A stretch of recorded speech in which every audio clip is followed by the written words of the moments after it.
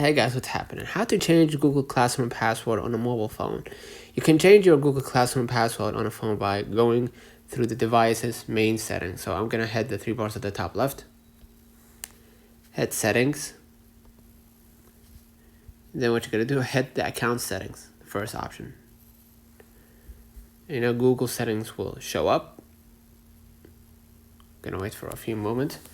And now what I'm going to do, I'm going to hit the personal info at the top. Scroll a little bit down until you find password right here. Password. A secure password helps protect your Google account under it. You can press the coded passcode, or excuse me, the coded password or hidden password. And then what I'm going to do, I'm going to confirm that I'm making that change. So I'm going to confirm via facial recognition.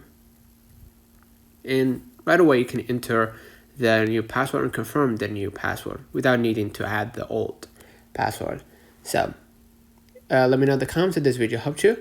Don't forget to like and subscribe. If you're a student and can't do this, you need to ask your school's IT admin or teacher, as they manage student account. So don't forget to like and subscribe. See you in the next one.